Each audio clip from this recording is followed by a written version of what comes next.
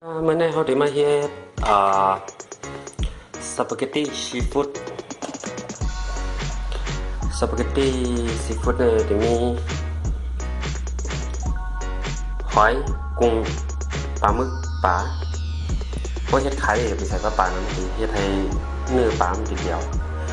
เรียกว่ามากระซวมผักหมี่ขาวหอมขาวเรียกว่าพาสเต้ไขมันวัว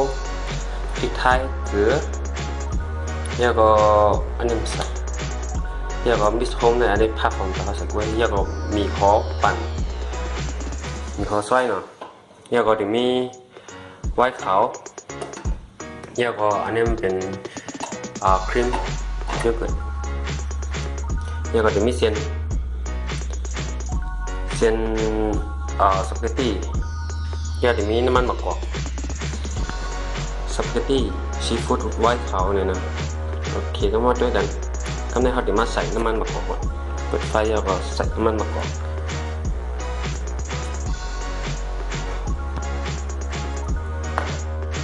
โอเคพอน้ำมันมาแล้วเดี๋ยวมีพอปันให้ช่วงกับโคโลกับกันต้องลายแล้วก็เดี๋ยวต้องมีเขาโคโลจัง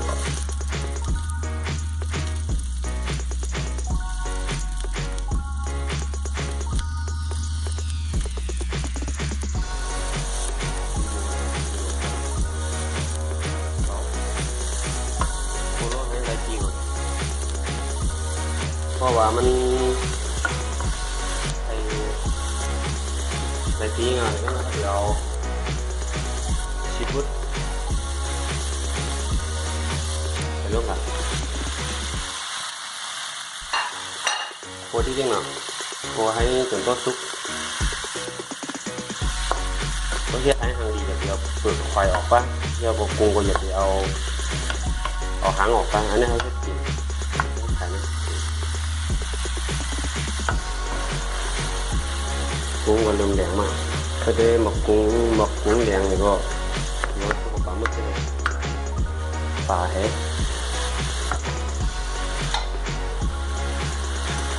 นี่ใช้น้ำมันมะกอกเนาะให้เป็นของอิตาลีป้ายให้ทุกวันเพราะว่ากุ้งนี่จะจำแดงมากนะแบบนั้น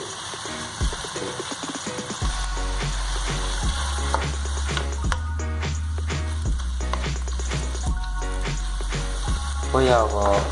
ปันเยอะแต่ใจ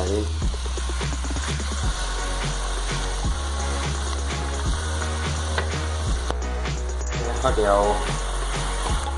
ไว้ทำให้ถักลงอ่ะ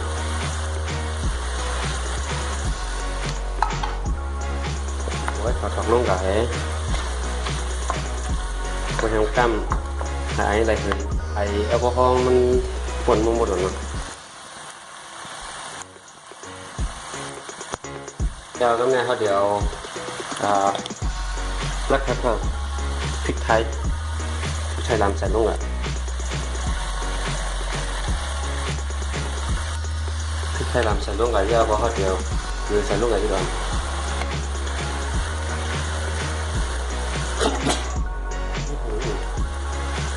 ให้เข้มเดี๋ยวก็อันนี้เป็นผู้ชมของขนมที่ก่อนไอพัด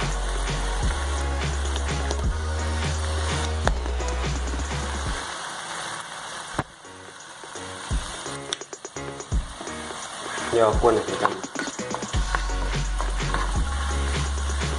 ก็เดี๋ยวก็ใส่เยอะกว่านี้กันละ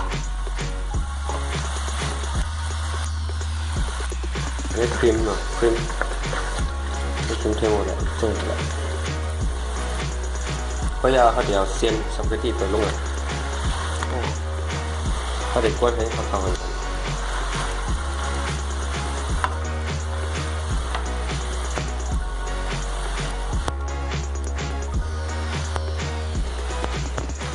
เขาไขมันบูเนี่ยนะใส่ลงอ่ะที่ใช้ให้หอมเซียนถึงขันเลย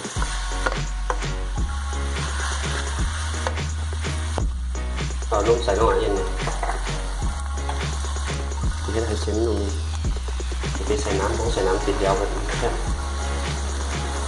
แค่ให้เส้นวันนี้เขาเดี๋ยวมาผสมใส่ลงกันเดี๋ยวคนหอมใส่หนึ่ง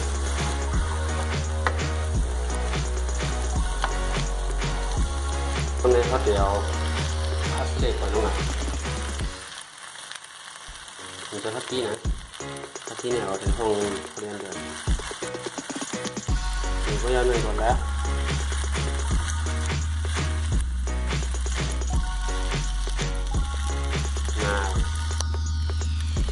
Seperti seafood seperti seafood ya tuh sebanyak ini oke ini seperti spaghetti seafood họ có dầu hả nó cùng có tùy vậy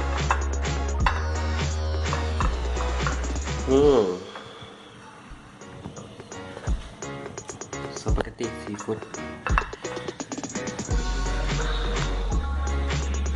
ทำไมจิ้มเหมือนกันนะก็เอาพาสเล่โรยน้ำใส่อินกับเค็มอย่าก็เดี๋ยวในเขาเดี๋ยวพาเมซานชีสใส่ข้างเหนือมันนี่เนี่ย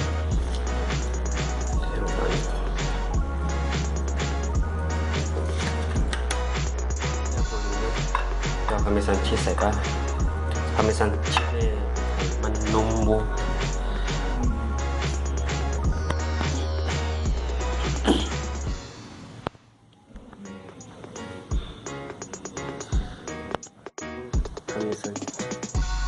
seperti seafood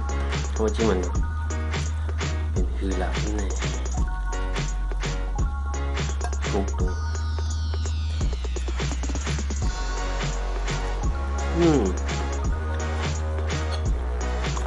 sao mà ai sắp bằng lại hòm cái mất đi của làng mà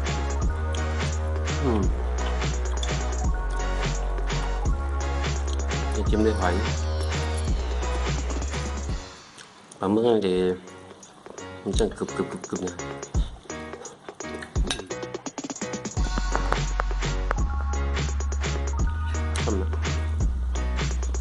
ถ้าจะไปกินก็จำให้ด้วยแล้วก็ด้วยดีเขาเห็นไม่เอาความจะขนาดกว่าอย่าไปลืมกด subscribe บันทั้งใต้นั่นหน่อยติดตามบันทีสีเหลืองตั้งแต่เนี่ยนะเดี๋ยวพอจังว่าติดตามไหนเดี๋ยวก็มันเดี๋ยวยกขึ้นมามือเขาเย็ดเขาพักทุกพวกนี้เขามือเขาหนวดในเฟียสนั้นสุดจะหายหรอกอันที่ให้กินเขาพักมันอยากเหมือนจังที่วนจำด้วยโอเคไม่สูงค่ะ